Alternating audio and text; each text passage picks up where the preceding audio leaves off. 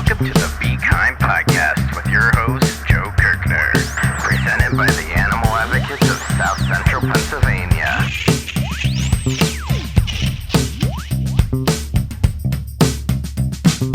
Welcome, everybody, to the Be Kind podcast, part of the Animal Advocates mission to create a more compassionate world for all living creatures, whether on the left side of the aisle, the right side of the aisle, the top of the aisle, the bottom of the aisle, or in a completely different building.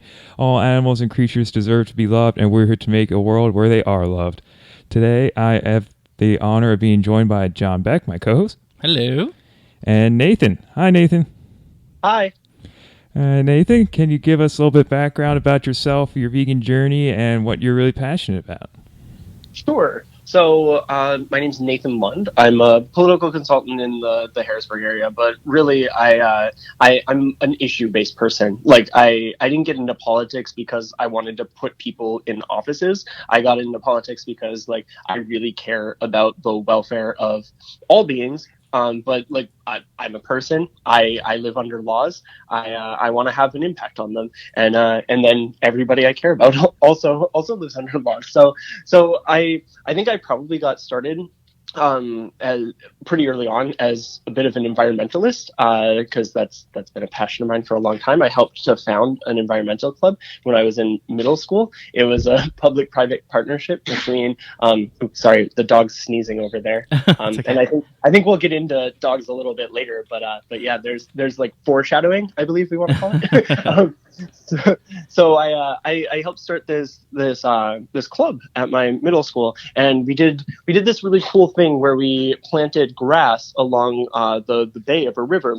And I like to get really metaphorical about it when people ask why I got into like organizing and into political work. And the grass that we planted, it was there to make the shore resistant to corrosion, right? So I think that when I'm choosing like campaigns, whether they're issue-based or candidate based, I just really try to choose people who are going to be that grass. I want to have solid soil, and I want to make sure that the people who I'm supporting, the causes I'm supporting, are gonna really make sure that the future is good for all of us. And I really do use us in the most expansive way, because I include our non-human animal compatriots in that group. And then for my vegan journey, which was either the first or second part of the question, I actually switched in the summer before I started high school.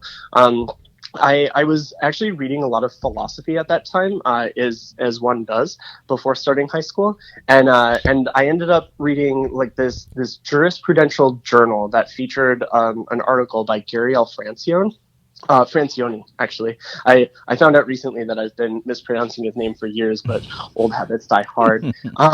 So he's been a professor of law who focuses on animal rights and how the law can be a vehicle for that. And I just found his perspective really enlightening.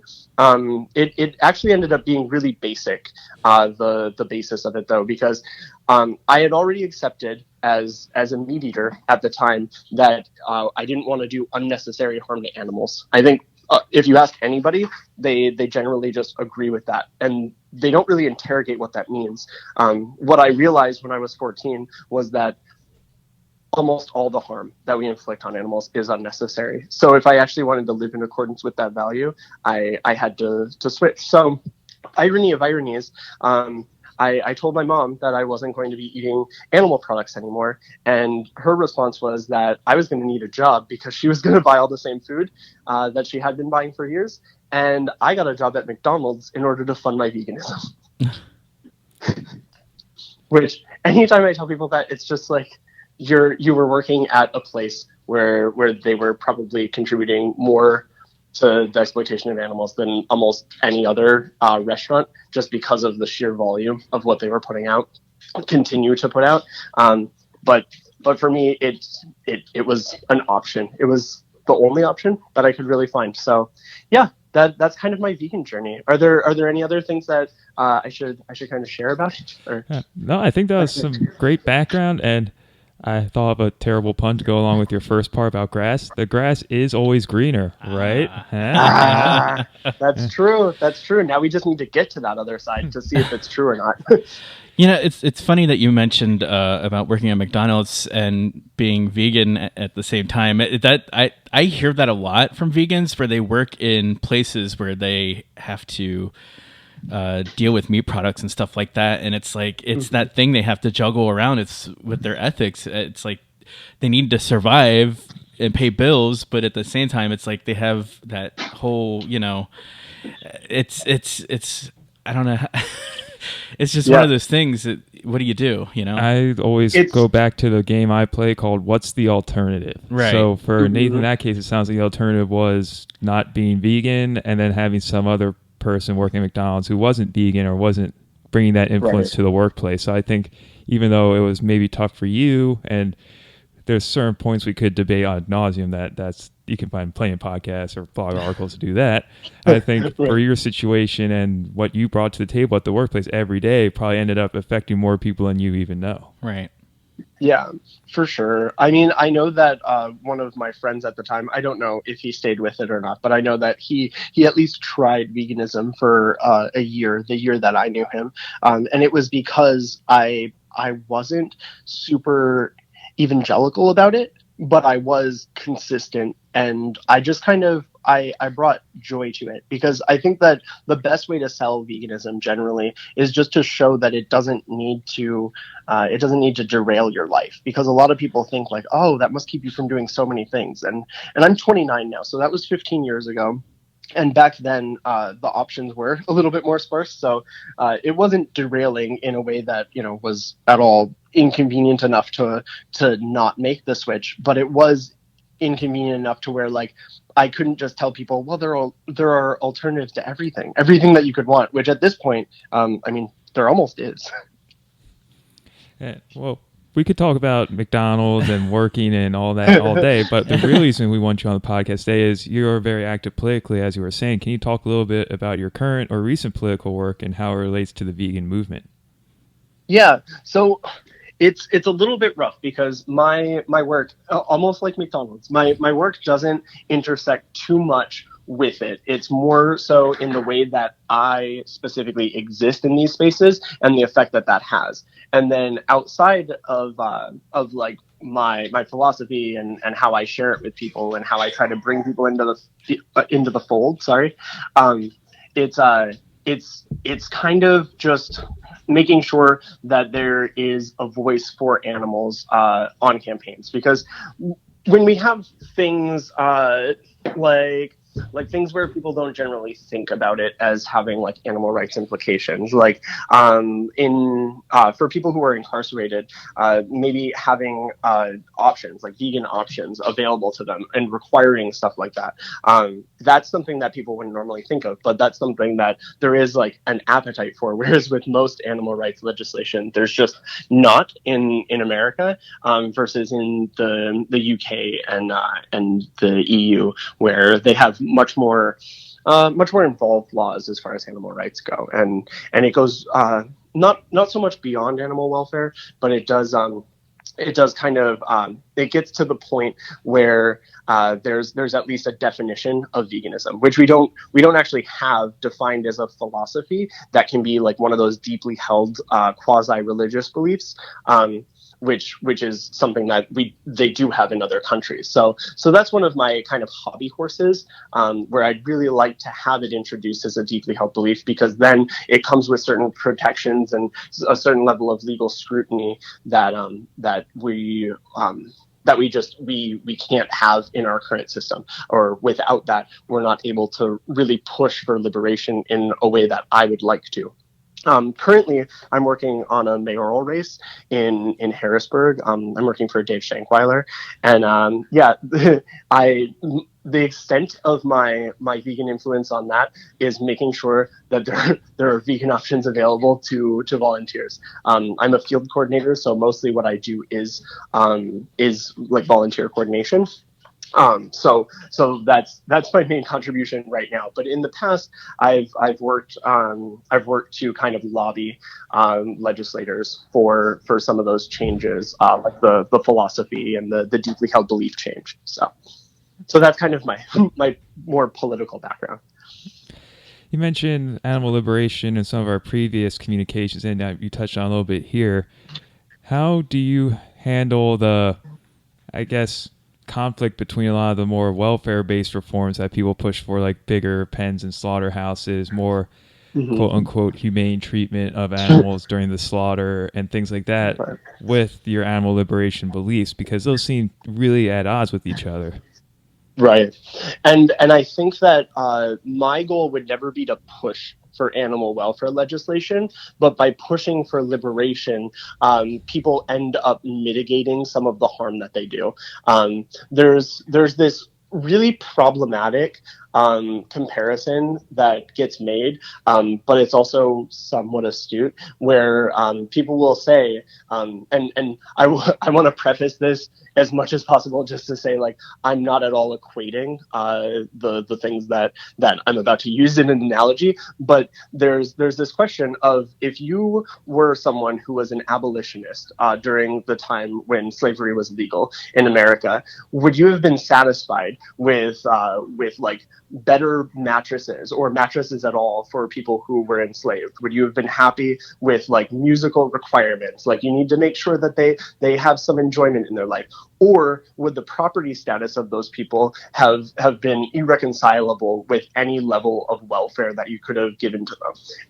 And I go down on that side, where I say, no matter how comfortable you can make it while an animal is property, that doesn't resolve the issue that you're making them property. You're making a living being who's sentient, has feelings, has a personality. You're making that into something that's indistinguishable in the law from a television, it just doesn't seem morally consistent to me with how people think about animals, let alone going to my philosophy. Like, even people's own internal philosophies, it just doesn't really agree with it, I don't think.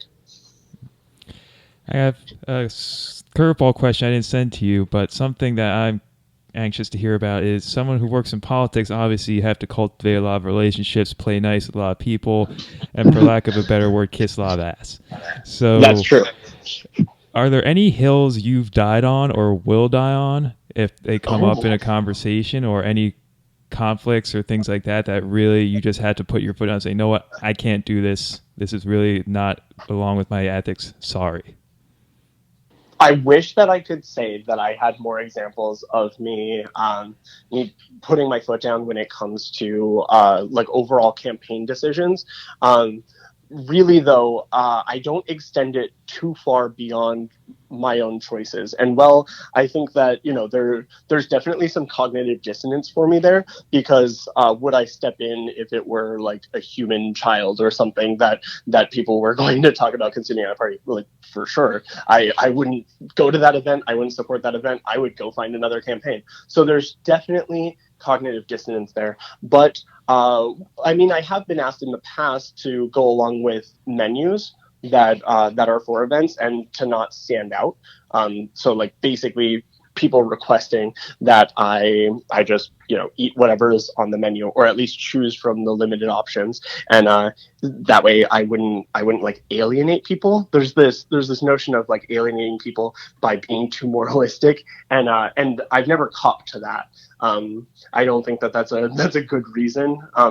I think there are discussions to be had about like harm that's already done, and whether like food waste warrants it. Like, if you get cheese on a burger, but you ordered like on a vegan burger, of course, that you ordered without it, is it more moral to send it back, where it's probably going to end up in the trash, or is it more moral to just eat it, or like take the cheese off of it and consume it? I'm generally not much of a purist when it comes to that, because the harm is already done, which is why these days I really try to eat at exclusively vegan places as much as possible, but unfortunately that's not always possible. So I don't really have a ton of stories about putting my foot down on things.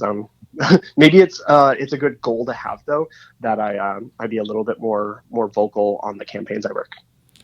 Yeah, I call it you bank relationship points and positive vibes with people. So when you have that moment where you do have to put your foot down or have that hill you're going to die on, you can still preserve things because you have all that good karma built up over the years. That's a good way of thinking about it. And also, like I said before, and I think that this doesn't really get enough attention in like vegan circles. It really, there is some value to normalizing veganism. So apart from like advocating, protesting, doing all the other things that are also really helpful, there's something to be said for just being an example of how veganism can be doable, can be easy, can be fun even. And I think that there's a lot of value to that. And when you are able to sit next to the people who are, carnists and just kind of show them that you're living the same life as them, except without causing harm to non-human animals, then, it just makes it, it's less of a bridge to cross if they ever do think about taking animal products out of their diet and out of their lives. Definitely. And I'm going to backpedal a little bit to some of the other things you were saying in regards to animal liberation. And it sounds like you're really pushing for people to look at animals more as individuals and not as property. Mm-hmm. But then how do you reconcile or feel about things like pets or even zoos or farmed animal sanctuaries where, yes, we can call them our companions, we can call them our tenants, our residents, however much we want. But at the end of the day, there still is that legal liability, legal protection, legal obligation to feed, serve, and make sure they're cared for. And within the law, they are still looked upon as our property. How do you feel about that? Or do we need to remove these institutions to fully embrace your animal liberation philosophy?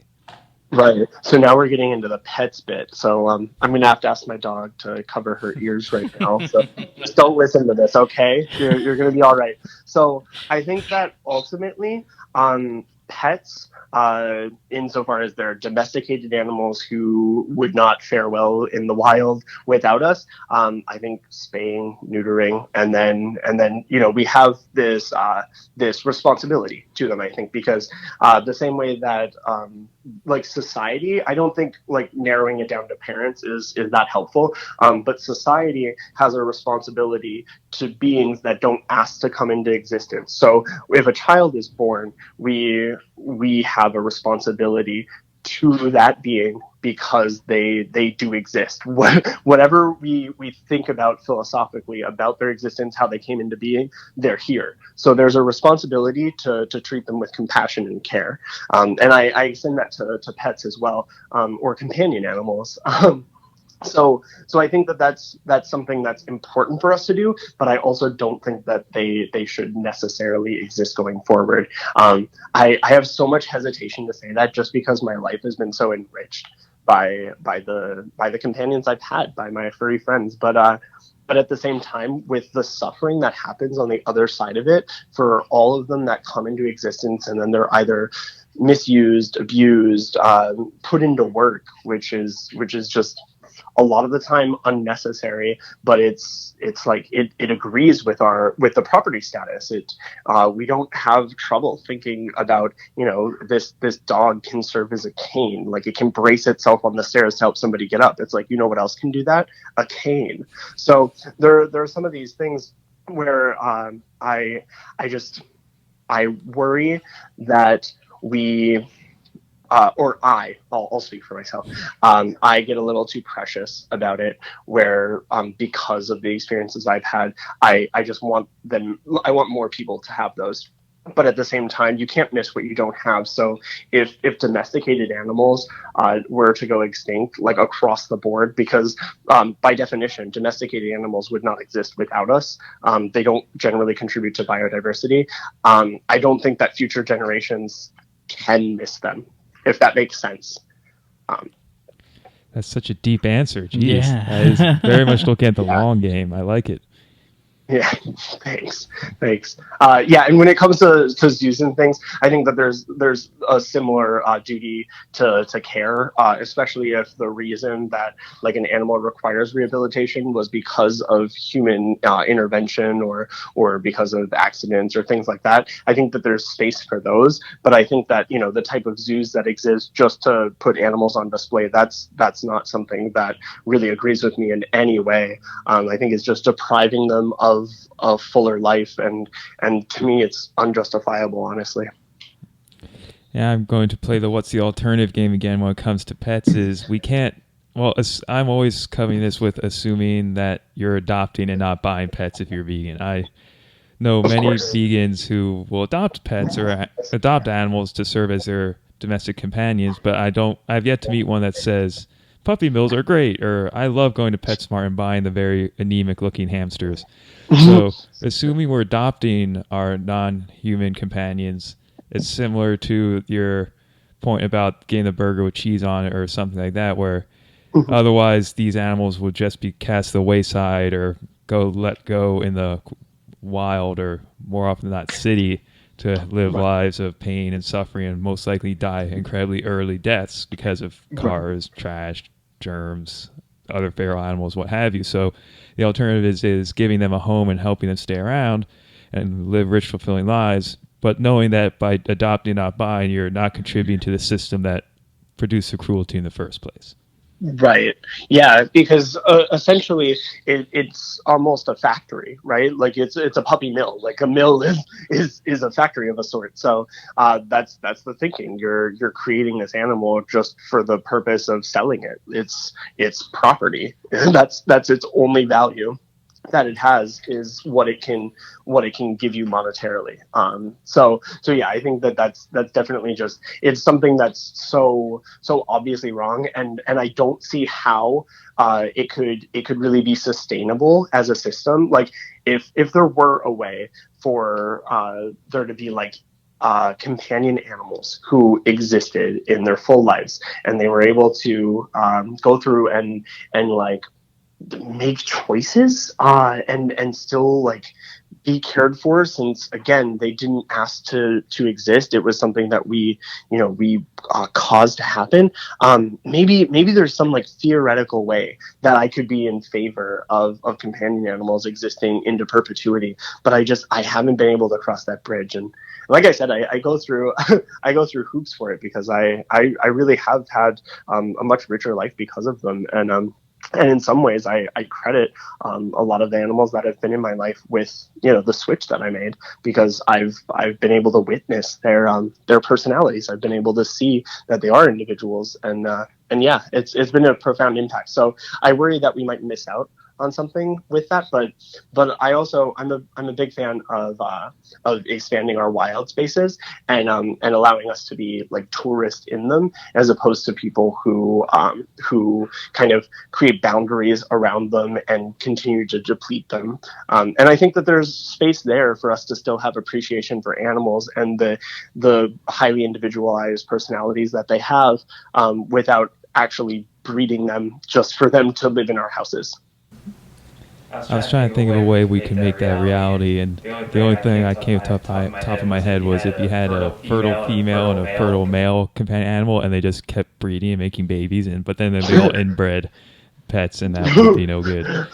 Right. I like, it would almost have to be like a secondary society. Like you'd have to have like a companion animal society that's somehow protected but not deprived of choice, and then they just kind of have to exist along with us, and there would almost be like a co-determination for like, I choose them, they choose me. They just like, it's like that cat that shows up at your house. It's like it's a feral cat, but it shows up over and over again. It's like, well, is that a pet? I don't know. And not to dive too deep into this, I'm gonna move on to our next question. We talked a lot about different policies towards animals and things like that, but how do you interact with politicians who may have really great policies and attitudes towards, let's say, non-human animals, but maybe has some policies that go against your firmly held beliefs towards your fellow humans? How do you balance those, or which do you weigh more than the other? So I haven't really encountered that person. For the most part, if someone is on board with animal rights to the degree that is practical for politicians, especially politicians in Pennsylvania, whose major industry is agriculture, and a large part of that is animal agriculture.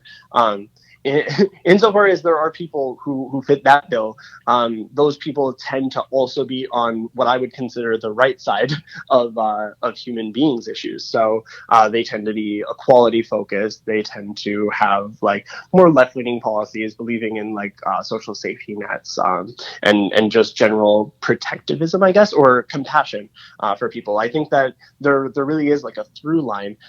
There's this concept in Jainism. I'm not religious or even that spiritual or anything, but I do like to borrow from some faith communities sometimes. And in Jainism, there's a concept called ahimsa, and that's basically like the do no harm. It's like harmlessness. So I think that that. If that's your starting point for animals, it would be really hard to be a person who looks at the animals that look more like us and to think, oh well, I'm going to be. I think you curse on the podcast before, so to be shitty towards them, right? Yeah, if they can live off $725 an hour. That's no problem. Right, exactly. You're not going to be against like raising the minimum wage and then just say like, oh yeah, I want these people can suffer, or they can have 3 jobs in order to make ends meet. But when I'm looking out at these beings that I had to go through a couple hurdles because of the culture around me to find like solidarity with them, these are the ones for me. But the people who look like me, nah, they can just fend for themselves. I haven't met that person. I'm sure every type of person probably exists, at least one instance of them in the world. So I'm sure there's that person, but thankfully I haven't encountered them.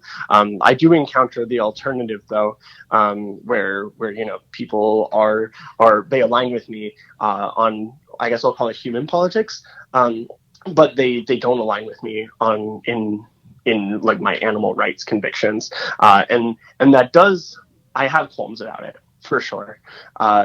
It's another, I like the framework where it's like, what's the alternative, right? So like these people wouldn't not run for office if I weren't working for them.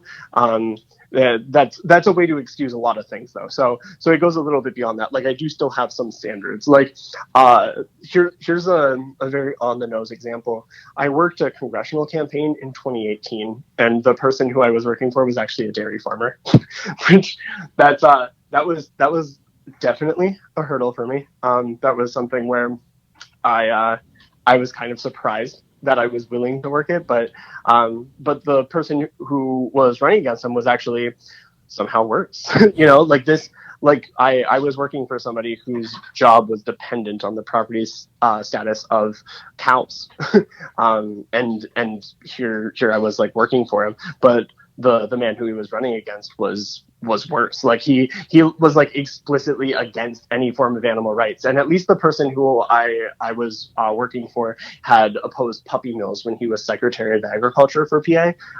Well, I guess I've done enough identifying information now. So his name's Denny Wolf, and he's our biggest sponsor. No, just kidding. Yeah, so he was he's up in Columbia County, and yeah, he's a nice guy, apart from what he does for work and the mismatch of our philosophies when it comes to animal rights.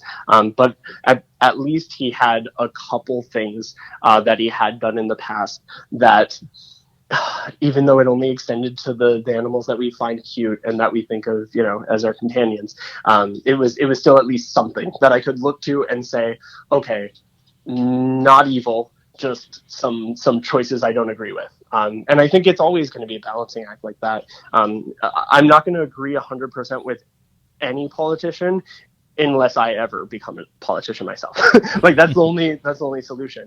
And I mean, maybe this is a good time for a call to action, because I would really love to see people who are ardent animal rights supporters running for office, even if it's difficult. Like, maybe I should just throw it out there. Like, if you're willing to put yourself out there as a vegan running for office, it's somebody who's going to actually have like a policy section on your website that's about these issues. Like, I want to work with you. So like I would love to see more diversity of opinion, more diverse philosophies, and I think that, like, at 0%, which is the current representation we have for this kind of philosophy in the PA legislature, I would like to have 1%. we have one of the largest per capita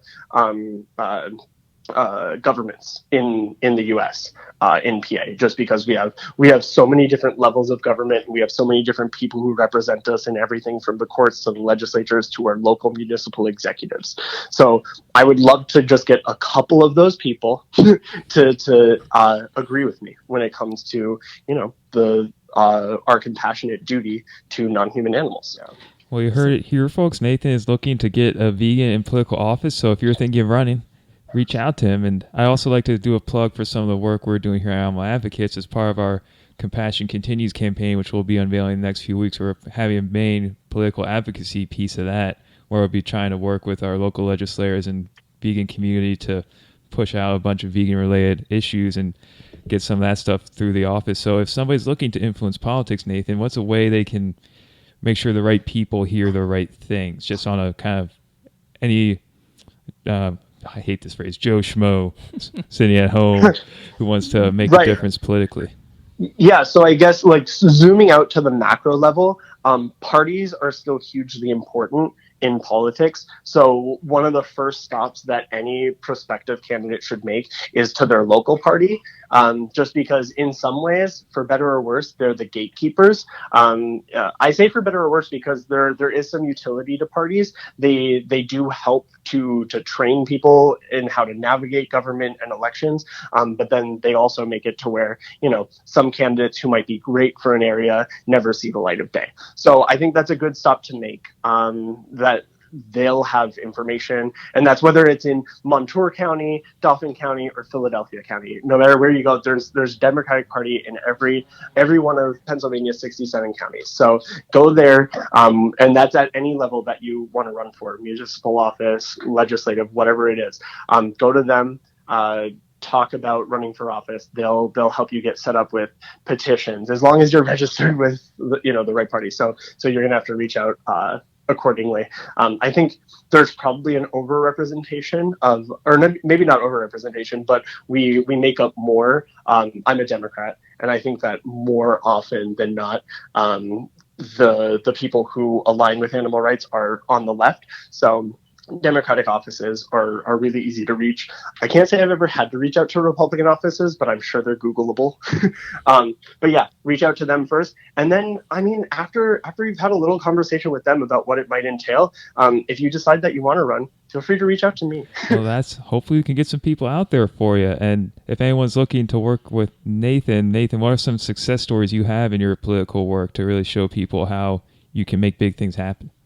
Oh yeah, definitely. I've worked on some winning commissioner races. I worked on a winning state rep race, and I've also worked on 3 mayoral campaigns that we won, and one that we didn't. But we'll stick with the ones I won. So, or we won. It's always a group effort. So I have a track record that's pretty good, but honestly, I've run in a lot of districts that are long shots. Just because I think it's important to show up even when it's difficult. So I also have a lot of losses under my belt, but I wear those with pride as well, just because I think that it's so important. Like I said, you gotta show up. People have to know that there are alternative visions for the world. Otherwise, they just feel stuck, and it's so easy to become disheartened and disenchanted by the world. So that's another part of why I just love to see compassion on the ballot. I love that phrase you just said before, because we had a guest on the show a few weeks ago, MCR, who was saying he wasn't vegan and he didn't know it was a thing, and then he met someone who was and goes, wait, that's a thing, and then all of a sudden his whole life changed and he went vegan overnight. So people don't know what they don't know. Right, exactly. I love it. Yeah, I appreciate it. I want to hear more about that that campaign that's coming up too. I'd love to get involved with some political action for the animals in my life. Absolutely. Yeah. Well, we'll be sure to share all the info with you, and we'll be sharing the info with everyone as soon as we get more developed and get it out there. So everyone stay tuned, and I'll put all Nathan's info in the show notes. And if you ever want to get a hold of us, just email us at bekindpodcast@gmail.com. Thanks for coming on. Definitely. Thank you. Take care. Thank you for listening to the Be Kind podcast, presented by the Animal Advocates of South Central Pennsylvania.